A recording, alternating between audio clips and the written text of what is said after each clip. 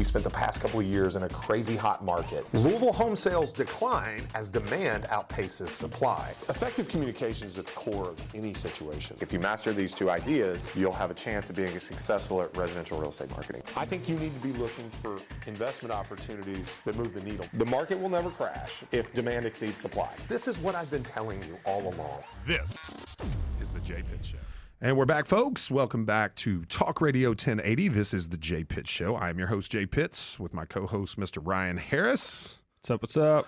You know, we're not recording on Saturday morning, but they're listening on Saturday morning. I feel like I should have happy weekend. Happy weekend, everybody. You know, I should feel like I should have like a Yeti with some coffee in it.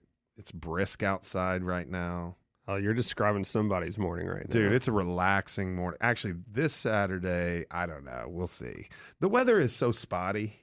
Like, it might be raining when they listen to this. I am looking forward to my relaxing mornings again on the weekend. Until your baby's born, then you have no mornings. I'll have a couple months before that. But just once this marathon training's done, man, I love it, but I'm ready to run again for fun and not train for something. No, I'm with you. And I just want my Saturday morning back where I just, like you said, have the coffee, nice weather. I mean, it's the best weather you can have right now in the mornings. So Hillary works. Does she work like 312s or how many days a week? 4 days a week now. She's 4 days, so 410s. Correct. Well, that's cool. She's still got 3 full days off. So I'm curious what the different how it'll be a different experience. It's been a decade since my first was born. And so, like, I ran a marathon in 07, probably not near as fast as you will, but I ran a marathon in 07. I ran the mini in 08. I ran the mini again maybe in 11.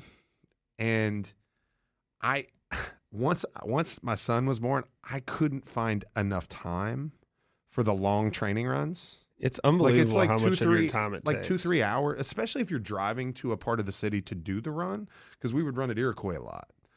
And, I mean, it's a 25, 30-minute drive to Iroquois, then 2 hours of running on a 20-mile run day, and then a 30 to 40-minute drive home. And then you got a little bit of a break, and you need to get something to eat, and it's like, it's a whole day. I tell you, I'm not jealous of fast runners because they're fast. I'm jealous because, yes, they get it done quicker. Now, don't get me wrong, it'd be great to be fast. I'll never get there.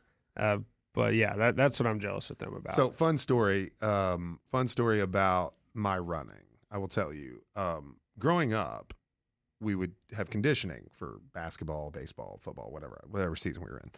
And they usually had 2 groups. And this was, I think, a Doug Barnes thing. Doug, if you're listening, I'm going to attribute this to you, even if it wasn't you. We can send it to him. We can send it to him. There was 2 groups. There was the rabbits and the trucks. I don't know why he came up with trucks. Rabbit and turtle. It should have been the rabbits and the turtles. But I think, he was trying to say, like, oh, you're big, you're not slow. That means they were just trying to be nice. I don't think you can do that nowadays. I don't think you can. That was the 80s for you, probably, or that was probably the 90s. 80s children are used to this. But I was definitely a truck. In fact, when I went to Swags, which is Swags even around anymore? Swag Sports Shoes? Is that a thing? So. It is? It's still around? Okay, it's Swags. So what was his last name? Swag Hartel? Swag Hartel. Like a career, like, distance runner. Dude's phenomenal. Now there's, I think, still Fleet Feet and probably a few others. Anyway, I bought my shoes at Swags, and they were actually called The Beast. It was literally made for men greater than 230 pounds. It would have been better if it was the trucks. It was The Beast. So speed is not my game. It's just slow and steady, like the tortoise, like the turtle, like you said. It's like that new, I think it's, I don't know, there's a new song out with something like that. But, all right, we have a good show for you. Talked a little bit about running. Once again, we're going to start with story from the field. An agent has a problem. We'll talk about Twitter replacing its free API. The first U.S. state votes to ban TikTok. Blackstone raises more than $30 billion for giant real estate fund. And rip the red envelope. Netflix is no longer doing DVD rentals. So It's kind of what we're going to get into this show. And we'll kick it off with story from the field.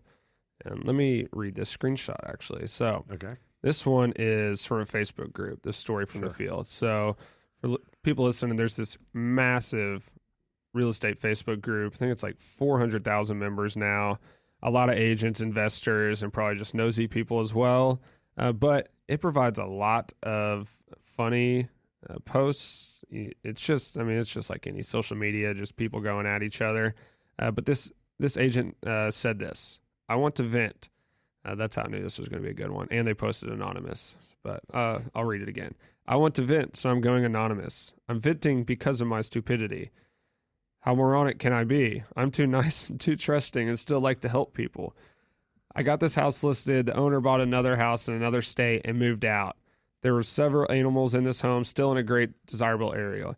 I'm not going to read the whole thing, but basically, this agent redid the floor for them in the room that the animals were in that kind of tore it up, painted the room for them, all out of their own cost, did some landscaping. Seller's not happy with it, is going to redo it all and doesn't want to pay the agent back and is thinking about not listing with that agent now. $3,000. I think the agent is quite foolish. So this is a thing. I think they got it right in the first paragraph that I read. I mean, it's quite foolish. It has become a trend, a market trend for in certain markets, at least probably 21, part of 22, even as early as 20. Maybe Probably more even, luxury markets, right? It's more luxury market as well. So what you'll find is inventory strapped markets where sellers have still enormous leverage despite the fact that their homes are less than desirable in terms of cosmetic appeal. So high-end real estate agents, very successful high-end real estate agents, will go in, okay, because commissions are being compressed because of competition, and there's a ton of competition. So even the best agents get edged out sometimes just by sheer volume of having to like interview against 5 agents, right?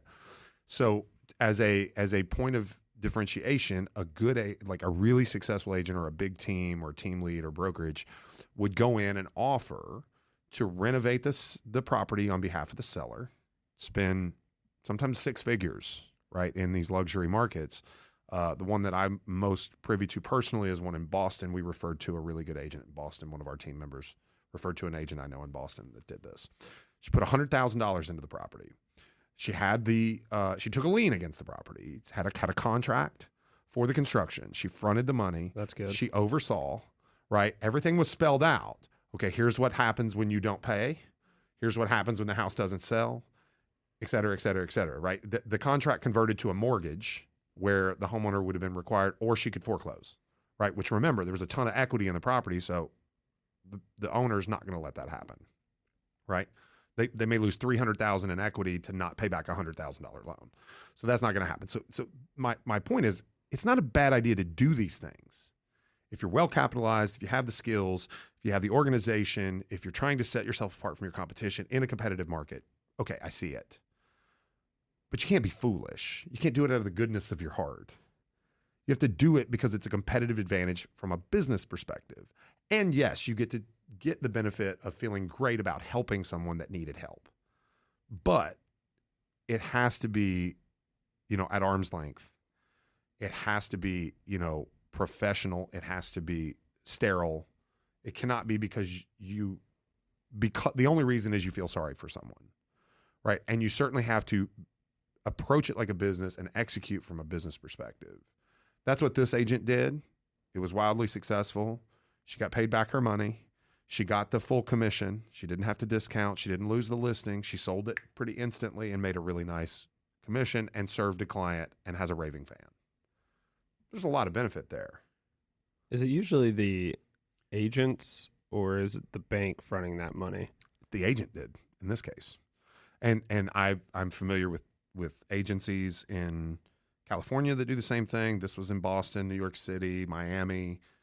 I'm even aware of some Nashville stuff, some Nashville folks that did that, whereas you wouldn't, maybe you would now, but not that long ago, you wouldn't have put that market on. I tell you what, I hate to say this. The first place I saw this, and I figured it probably happened or it started to become a trend, but the first place I really saw this was a Netflix show, Selling Sunset. Oh man, there's your first mistake. You watched that? My wife. That's my get out of all that. Dude, it's on the TV. So And I have my phone with Hulu pulled up watching sports. I used to come home and my wife would be watching, House Hunters or whatever. Back in the day when these shows first started, the flip shows, and I said, look, you have to turn that off. That is exactly what I said. This is my work. I don't want to come home and listen to these people talk fake stuff. And it's terrible. Yeah. It's terrible. You have to go somewhere else and close the door, or you have to So turn that funny. off. Anyway. Did she turn it off? No, of course not. She doesn't listen to me. She has a mind of her own. I think I went somewhere else. But yeah, I noticed I said I have Hulu on my phone now. So I just pull it up and watch on my phone. AirPods and So my screen time's even worse now. Do you know? Actually, maybe we'll save this for the next segment. it's bad. Yeah, we'll talk about this next segment. We're going to cut to a couple sponsors, just 2 minutes, and we'll be back on the Jay Pitt Show. I'm your co-host Ryan Harris, Talk Radio 1080, Real News, Real Talk. See you in a sec.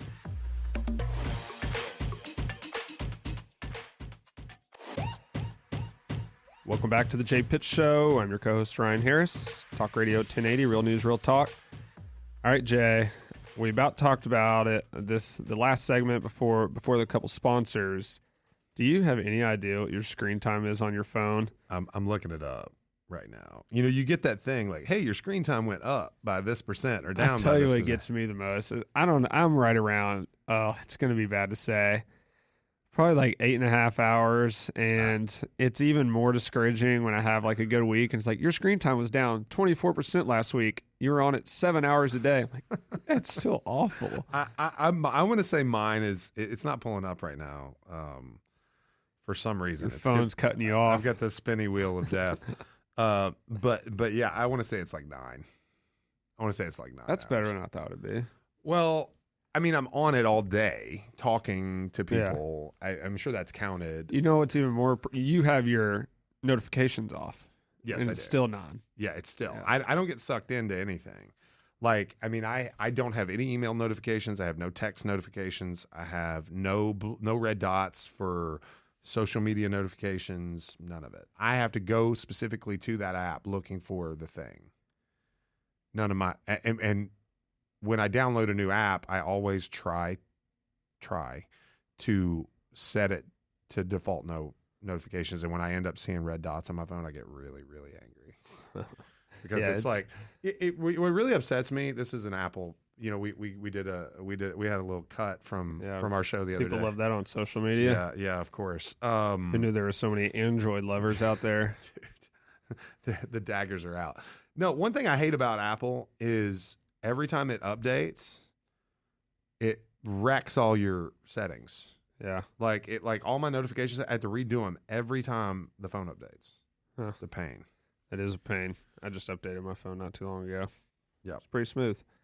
It's a funny story. So my dad got a brand new truck. I can't exactly remember what it is, but I mean, can't get them. It's has massages in the seats. Like, I mean, it's just sick. It's awesome. But he bought it from Herb Jones down in E-Town, and he had his son Jesse and one of his other sons. My dad couldn't get the Bluetooth working, and they rode around with him for about an hour. He's probably going to get mad at me for telling this story. Rode around with him for about an hour, and they were like, let me see your phone. And they're like, Mr. Harris, I think you need to update your phone. It was like 5-6 updates behind, and that's why I wouldn't connect. So, hey, Dad, don't yell at me. I thought you were going to say he had like Bluetooth disabled or something. Like, no, it's just the classic, your phone's 6 updates behind. But I love it. All right. Let's talk about Twitter. We talked about Twitter in the beginning of this show. Not this one today, but our first couple episodes, and haven't talked about it in a bit. But they're in the news always. This time, it says Twitter replaces its free API with a paid tier in quest to make more money. After weeks of stalling, Twitter finally announces its new API price structures on Wednesday. These 3 tiers include a bare-bone free level, mostly meant for content posting bots, a $100 per month basic level, and a costly enterprise level. Do you see that next paragraph on there, how much it says it costs? $42,000 a month. Yeah, so Microsoft is dropping Twitter from its advertising platform next week. nearly 2 months after the Twitter announcement, and they announced they'll be charging a minimum of $42,000 a month for its enterprise access to its API. That's kind of wild. You know, a lot of people are angry about this. People are angry about everything always, but this one makes sense to me. So they were talking about news networks or like bad weather or something everybody needs to know about immediately, these news networks, and they're not getting a break on this. They're going to have to pay. Yeah. Even local news. So our local news stations, $42,000 a month minimum for that. Well, for that level. I mean, it's so that's the thing. You know, I've never been. I have a lot of faith in the competency of Elon Musk. Right. I don't think the way that he thinks. I'm not on that level from a business perspective. I think, you know, the thing that was always so intriguing about Twitter is that it wasn't very profitable. Even by comparison to other social networks, they've never had a very good ad product, right? It's mostly organic, and it is crazy cultish when it comes to its user base. And to be able, I will say this: anytime there's news, so I get a text the other day. You heard about what happened at Male High School yesterday? I did not. So there's been a series of fights in the morning. You know, the boys got spring fever and they're fighting. You know, they're fighting. And apparently the one yesterday was really big. And this is like the third consecutive day. And they staged police officers at all the entrances and exits, and they were expecting more fights when school broke out, when school adjourned for the day. So anyway, my point is, I get a text from a friend saying, "Hey, have you heard anything about what's going on at Male High School?" Because obviously after the shooting downtown a few weeks ago, people are on edge a little bit. First place I go, Twitter. And there was nothing. Okay, but like if you think about, did you go and search Male High School? I searched Male High School in Twitter, and I got like a football score from like last fall. But like the truth is, this because there was no breaking news, right? It's the first place I went when the Old National Bank shooting happened. I was following several reporters posting by the minute, right? It is a valuable. The platform has value beyond belief when it comes to stuff like that, and for news organizations to be able to drive eyeballs, clicks, ad sales of their own because of website visitors directly using Twitter's distribution channel, it's worth more than they could ever pay to recreate the same amount of viewership. Absolutely. Nobody's going to Instagram and searching that, and No. very, very few people are going to Facebook and searching it. And Facebook search just doesn't even compare to Twitter. Doesn't compare. Twitter's turning into something it wasn't, though. You know, Elon Musk wants to make it that everything app. I'm a little upset about that because I just liked it for what it was. But he spent 20-something, or how many billions? 40-something billion? 42 billion. On the app, so he can do with it what he wants. Well, he gets to do what he wants. And that's the thing is he had probably no idea what he was walking into. After all the diligence that he was afforded, had no idea what he was walking into. He eliminated, I don't know if you saw the clip, they're operating at 20% of the staff at the time that he purchased the company. Like, I still chuckle every time I think about that video of him carrying in the kitchen sink. Like, I mean, the dude just is willing to do what no one else will. Sinks aren't light either. Dude, it's not. That thing weighed like 100 pounds, it looked like. But he said, you know, I gotta turn the ship around, right? You know, Meta's already copied his idea of, you know, the verifications, the paid verifications. I mean, I think there's something to be said for knowing that you're interacting with an actual human being. Absolutely. You know, this is just another thing. Like he says, this is what we've got. This is value. You're going to pay it. It's a tax. That's what it is. Elon, and we haven't even talked about this yet, so we did mention Microsoft is dropping Twitter because of that. And it goes on to say, unsurprisingly, Twitter owner Elon Musk finds the move galling, even threatening today on Twitter to take legal action, apparently referring to Microsoft's licensing agreement with the AI outfit OpenAI, ChatGPT, which we talk about a lot. He's saying they trained illegally using Twitter data, lawsuit time. Yeah. Well, I mean, did you hear his comment the other day about releasing his own competitor? Now he's heavily invested in the original. Did you hear about? He's going to Yes. call it Truth GPT. Yeah. And like the words that he chose to say this were kind of like a little, Mad Max. Like we're going to search for like what's good, true, and beautiful, and like about the universe. I mean, it was like a little dystopian, but that's just where this guy's brain is, I think. Yeah, he was a co-founder of ChatGPT whenever it was nonprofit. Yeah. And then I guess he's technically not I guess he's still a co-founder, but not an owner.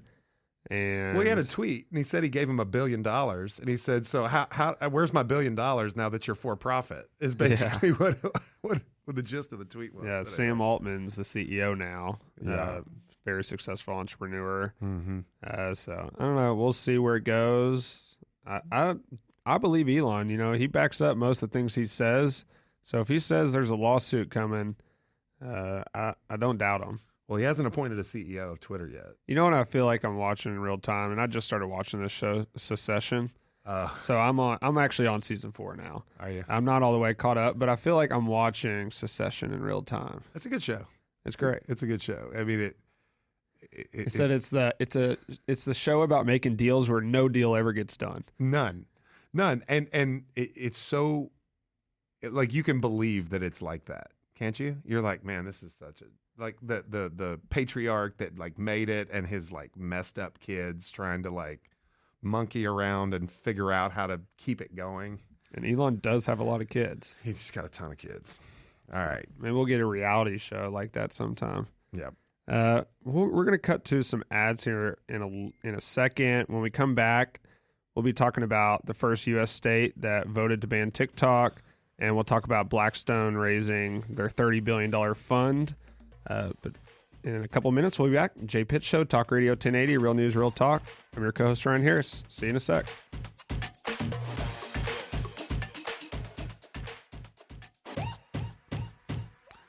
We're back, folks. Thanks for hanging on with us. Jay Pitt's here with the Jay Pitt Show, Real Talk Radio 1080, Real News, Real Talk. God, man, I butchered that. Hey, you made me feel better. Real News, Real Talk. Well, we got the shade up over the thing. I usually look at the TV screen, but we got it covered up. I had to turn to the other side. It's funny we even have to look at it because we did it the other day without anything. I think they'll forgive me, hopefully. You made me feel better because I messed it up a little bit before we cut to ads. You're fine. And on that note, let's talk about TikTok. Yeah. All right. We'll just go over this real quick. First U.S. state votes to ban TikTok with $10,000 fine per violation. As reported by the Wall Street Journal, Montana lawmakers voted 54-43 in favor of approving the bill. It will now be sent to the governor, and if he signs it, Montana will officially become the first state to implement a statewide TikTok ban. What do you think? I suppose it is within the state's authority to do. It seems like something that should happen at the national level or not at all. Yeah. And, I'm not just a state making a statement, honestly. I think there's too much political grandstanding these days. And it's on both sides of the aisle. And this is, probably from the conservative side. This is more of a conservative talking point. People are worried about, security. I wonder, I don't know. I'm not aware of any like top secret military, installations in the state of Montana. I don't know that it really has anything to do with anything other than it's probably, a super majority of conservative state Senate and probably a Republican governor, and just trying to flex and getting out in front of an issue, because it just seems like that's the temperature in politics these days. Everybody needs their thing. Mm-hmm. Right. So, and what's hotter than banning TikTok right now? Not much. I really don't like it. I think I kind of come out with Rand Paul a little bit on this. He testified before a committee, in the Senate the other day, where he said that, Meta and our national, like at home social media companies are guilty of all the same things that TikTok's being accused of. It's really just, nationalist fervor, right? It's who owns ByteDance that we're talking about. That's literally what we're talking about. Yeah, it mentions ByteDance here. It's so if the bill is written today, it'd go into effect January 1st, 2024. What I found the most interesting, though, is this last piece. As explained by the Associated Press, the penalties, that $10,000 fine I was talking about earlier, would not be applied to the users themselves, thank goodness, but rather ByteDance or the App Store from which the app was downloaded. This, of course, includes Apple and Google. So basically, citizens of Montana could en masse download and use the app and in effect create a fine for, so if Apple lets them. The way I think about this is they could download the app, but there'd probably be something with your location, just how sports betting apps work now. I'm only a mile from Indiana, but I got to go over there still to use the app. You got to go further than that. I know, because you do. had a buddy drive just across the East End Bridge and try to place an NCAA tournament bet. You got to keep going. Not long ago. You got to get a few miles in. Yeah. Before it'll let you. Yeah. So that's a little bit on TikTok. We don't have to spend a lot of time on it. Let's get to the meat of this segment, and that is Blackstone raises more than $30 billion for giant real estate fund. There's been a lot of talk about Blackstone over the last 2 years throughout COVID and all the real estate they're buying. And on April 11th, Blackstone said it had raised $30.4 billion for its latest global real estate fund as the private equity behemoth looks to double down on the industry.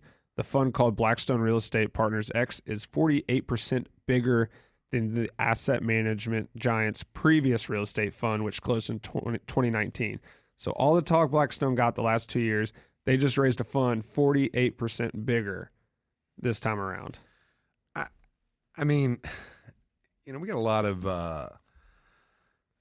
to say. A lot of Blackstone is one of a few, hedge funds that's just kind of, is it even accurate to call them a hedge fund anymore? I mean, it seems like they're more than that. It's what Blackstone, Vanguard, and there's one more I'm missing, but these are market makers. And, I'm kind of done trying to read the tea leaves.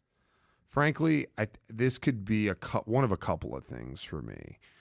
Real estate's tangible. This could be a sign that just what we've been saying, that the real estate market is not crashing. And they know that. And they know it. Okay, who would know better, right? Somebody who owns a ton of real estate, has made, essentially, institutional investing a big part of their portfolio the last several years. It could be that, the dollar and the fear of, the, oil-based dollar or dollar-based oil purchase. I don't know. That all oil transactions around the world are done in United States dollars. So, there's been some kind of rumor that, Iran, South Korea, China, and Russia are working together to try and debase, the United States currency from being the currency that oil is transacted in. It could signal that that's more of a problem than we understand. I think that's probably highly unlikely, frankly. I mean, most of these nations that are said to be a part of this coalition, if you will, Brazil is another one, their economies are much weaker than ours here in the United States. So I don't know. You think the government will ever step in and stop something like this? I don't, because I think they're very well lobbied, and unfortunately, that's the same. That's the situation. And they buy into, the corporate speak that is very popular in Washington. The good stewards of the community type, promoting diversity, equity, and inclusion, and things like that. It's climate change. They donate a lot of money to climate change efforts, things like that are very popular in government.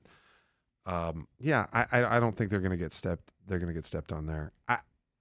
I don't know what they're going to buy. I want to know what they're going to buy. Rental housing is pretty vague. Hospitality. Yeah. It really said is it's stepping away from traditional office and malls. Well, which I guess is maybe what it focused on. I don't at know. one point. I mean, the writing's been on the wall with shopping malls for a long time. Here locally, you never seen Just build a Top Golf by it. build a Top Golf. Okay. But are you familiar? This may be a story for another episode because it's a little long for this one. But the story of the Oxmoor Mall. Are you familiar with the story of the Oxmoor Mall? The ground lease that that was cut. No. So very, very Get into different. it. Let's talk about it. No. I don't want to go too deep. But long and short is a very favorable lease was cut to developers from a very prominent family in town to allow the construction of the Oxmoor Mall, which was a premium of premium price at the time. But it was a very long, and I don't want to say it's part of another reason why I want to be a little more well researched. I'm not sure. I think it was like a 50-year ground lease, not a 100-year ground lease. But property has appreciated in value so much since then that now the Oxmoor Mall pays a fraction, okay, to lease the ground that it's on of what it's worth, whereas Mall St. Matthews was a traditional purchase and paid and has transferred hands multiple times, and the current operator paid a premium, okay, to own it, and shopping malls are kind of a dying breed. So it's a exercise, a study, a lesson in successful commercial real estate practitionership. That is the Oxmoor Mall versus the Mall St. Matthews. Yeah. Not that they're not successful at all, but there's a huge disparity. Yeah, it's interesting. I always wonder where you learn all these things in Louisville. Man, I just listen, and I listen, and I had I think actually Robert Vaughn told me that story originally. You know who Robert Vaughn is? No. Real estate instructor. Tell you know a lot. Yeah, Robert Vaughn is a like 40-year practitioner. He's a character. He taught real estate school at the A. Pass Weichel Institute of Real Estate, where I went years upon years ago. You did it in person. Oh, dude, did it in person. That's for sure. It was the only way to do it back then. Like any other online was so bad back then. Was it? I'm going to be very interested to follow this Blackstone news, though. I haven't seen it in the news as much as I thought I would. They announced it a week ago, and yeah, I was kind of surprised. I haven't seen a ton about it, but I think you'll slowly start seeing a lot about it. Mm-hmm. You know what I'm surprised that's not on this list? The Apple Goldman Sachs. Was it Goldman Sachs? Apple Goldman Sachs 4.2% APY money market. Yeah, I did read a little bit about that. Thought about throwing it on here, and we can talk about it if we want. But, it's like 300% of the national average on similar accounts. Yeah, well, what I was reading, it was pretty interesting, and maybe we'll open the next segment with that just real quick after we cut to a couple sponsors. We'll be back on the Jay Pitts Show. I'm your co-host, Ryan Harris. Talk Radio 1080, real news, real talk. See you in a bit.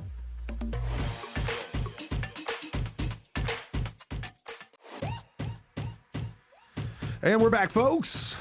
Welcome back to the Jay Pitts Show. I'm your host, Jay Pitts. Talk Radio 1080. Real news, real talk. Didn't butcher it that time.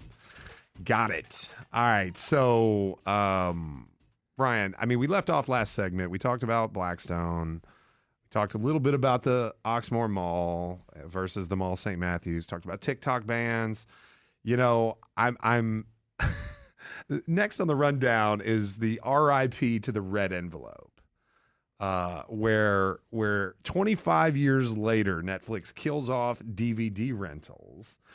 And when I saw this, I immediately thought, I'm going to give you one guess. What was my first thought? Who uses DVDs anymore? that could have easily been that. But that was mine. I genuinely thought they didn't do that already. Yeah. Like I literally thought that they didn't do that anymore. Well, I actually saw another agent influencer post. It might have literally been yesterday or 2 days ago, and it was the Massive Agent on Instagram, and he posted a picture of Redbox, and it was like, do people still use these things? Like, do you know where Redbox took their business? No. They're a dumpster company now. I'm not joking. Redbox rents dumpsters with porta potties attached to the dumpster. So it's like a 10-yard. I know exactly what you're talking about. I didn't know it was Redbox. It is Redbox, and they're literally painted red. It has the same logo. And if you think about it, like a construction site dumpster with a porta potty attached, it makes too much sense. And I like saw it and I was like, Redbox? Like for real? Like And that's the same company. It's the same exact company. The distribution here in Louisville, I'm sure it's a franchisee or something, is like not far from my house inside this little, industrial park. I drive by it every day. Now I'm wondering, do they start as the movies or dumpsters? I think they started as movies. Wow, that's crazy. Well, I mean, a good study. You asked me how I know these things about Louisville. Like Humana is a very similar story. Humana has had a renaissance multiple times in its career. It's like it was a owner operator of nursing homes at one point, not insurance. Huh. So it's had its most success as an insurance provider. You know what's cool about this show for me is, I am the co-host, but I feel like I'm a listener learning, and the people listening are learning. So, well, I just get to be the one that talks to you. About it. I just retain a weird amount of information. It's not always 100% like, fleshed out, but like I have the gist of a lot of topics. Yeah. So, I said earlier, my first thought was when I saw this, who uses DVDs anymore? Well, let me tell you. Well, I want to read this real quick. Okay. So, it says the reason why Netflix is putting DVDs out to pasture isn't too hard to spot. Ever since digital streaming took off, not a whole lot of people are still interested in renting physical media. But here, I was shocked at how much money they still made from it. So, Yahoo reports that Netflix has been making markedly less money from these rentals lately. Last year, it brought in a profit. It still brought in a profit of $146 million for the year. I don't know that they can afford to give up $146 million a year in profit. I'm like, that's $1 billion company. Just that alone. It's still $1 billion company. Absolutely. It's insane. So to answer your question, my in-laws, they were subscribers, and they still have their Blu-ray disc player and their 1080p television. And they're movie buffs, and they don't really like do streaming. Like I've started to get my father-in-law into it. Like I'll log into like the Disney Plus account or whatever when we're at their house. He does have Roku boxes now. But it's because they get their cable. And I don't know if you know this, but Spectrum offers a streaming app. Did you know that? You can have a streaming subscription through Spectrum, but you have to have a Roku box. And so that's what he did, because it was substantially cheaper than the cable he had. And so they watch all their television streaming, but it just doesn't feel like it to them. Let me tell you, I know everything Spectrum offers. I canceled my Spectrum Wi-Fi from my old house the other day, and it took 35 minutes on the phone because I was getting sold every single product they had. Which I get. I told the guy too at the end. I was like, "You're great at this, but I don't want any of this. I already have it set up at the new house, AT&T fiber. Like, come on." I got stopped on the way out of Kroger the other day by a salesperson. They said, "Who do you have your internet service with?" And I blanked. And because you set it up, and I don't think about it. It's auto Coming out of pay. the groceries. It's like I'm coming out of the grocery, and they got a table there, and I said, Spectrum, and I didn't even see the name on the table, like the tablecloth thing. I didn't see that, and she goes, "Oh, okay." And I turned around, there was a Spectrum sign. I was like, yes, because she let me go. I didn't have to endure a 10-minute sales pitch or be rude to this person. I just got to leave. So I apparently said the right answer. It was amazing though. I was all of a sudden eligible for every discount just in my area, and it was coming down way cheaper. So there's I'll not mention the name, but there's a local radio personality that talks about their Sunday ticket.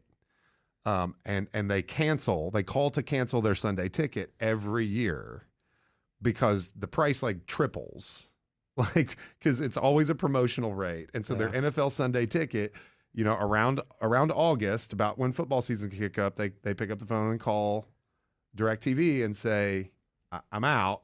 And that's how they get the promotional rate for the following year. So, and it's like with 100% success, they always keep the rate the same, but you have to literally make the call and threaten. They won't just give it to you. You have to call. I haven't done Sunday Ticket yet. I definitely do Red Zone though. Red Zone's the best. I've done Red Zone, but I don't do fantasy football anymore. So I feel like it's much less necessary when you don't do fantasy football.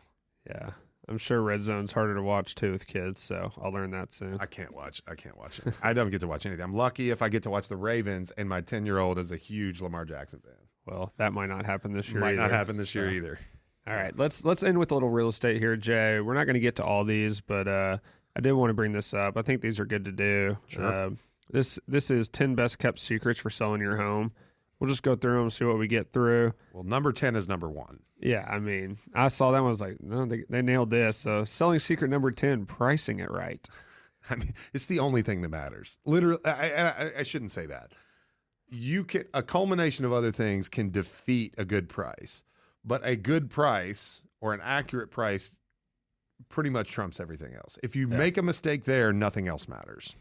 All right, let's move to number 9. That one was pretty easy. Mm-hmm. This is an interesting one. Half empty closets. It says storage is something every buyer is looking for, and you can never have enough of. Take half the stuff out of your closets, then neatly organize what's left in there. Buyers will snoop, so be sure to keep all your closets and cabinets clean and tidy. Yeah, I tend to agree. I would expand this to half empty shelves. Yeah, strategic, shelving. Like you don't want your shelves chock full. You want to thin out about 50 to 60% of anything on any one shelf, and leave it that way. Closets are the same. Again, not as impactful as price, but good. Yeah, I agree. I don't agree with saying buyers will snoop. Buyers have a right to look in closets and see what they look like. They're going to. Going to. You're not going to stop them. All right, selling secret number 8, light it up. Maximize the light in your home. Absolutely. Like a Christmas tree. Every light, every shade open, blinds pulled all the way up, not just open the blinds, like up. Like more light, better. I feel like we're doing around the horn right now. I'll give you a point. Bing. Selling secret number 7, play the agent field. A secret sale killer is hiring the wrong broker. Make sure you have a broker who is totally informed. Yeah, I agree 100%. I often say there's 2 reasons a house doesn't sell. One's the price and the other's the agent. If it's not the agent, it's definitely the price. My job in coaching real estate agents is helping them convey and communicate their value even when the consumer may not see it, so that that question's answered before it gets asked. So yes, it's also true that a vast majority of consumers interview only one agent or don't interview at all. They just hire an agent. So I think asking agents to compete is not a bad thing. If you know who you're going to work with, just make sure they're qualified. Yep, cool. You got another ding. Selling secret number 6, conceal the critters. You might think a cuddly dog would warm the hearts of potential buyers, but you'd be wrong. Not everybody is a dog or cat lover. Buyers don't want to walk in your home and see a bowl full of dog food. I kind of tend to agree. If nothing else, I mean, it's not really too unsightly for me. There's odors. Smell is a big thing. I don't know if that's lower down on the list, but smell is a big thing. A home can feel very inviting when it smells well, or smells good, or smells clean. Just no real pet odor smells clean. And as we talked about, though, in the previous show, if it's Gen Z coming to look at your home, absolutely leave it all out. There you go. Just sprinkle a little kibble in the entryway. Yep. All right. Selling secret number 4, take the home out of your house. One of the most important things to do in selling your house is to depersonalize it. There's something to that. I think you can take this too far. I don't think you want it sterile. I think furnished is better than unfurnished, because an unfurnished home feels sterile to me. It's either dirty or sterile, right? It's like a clean, empty house is sterile, okay, which is better than a dirty, empty house. But a lightly lived in, well cared for, pleasant smelling, well staged home, well lit home, that's where it's at. Cool. All right. Well, we got about through half of those. You got anything else before we wrap up?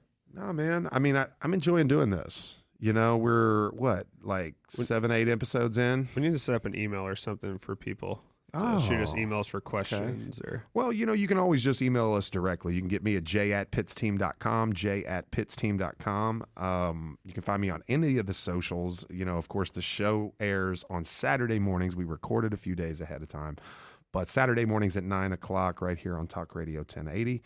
As Ryan said, we'd love any feedback, and we certainly appreciate you tuning in, but I guess that's all the time we got for today. So for Ryan Harris, I am Jay Pitts. The Jay Pitts Show here on Talk Radio 1080. We'll catch you next week.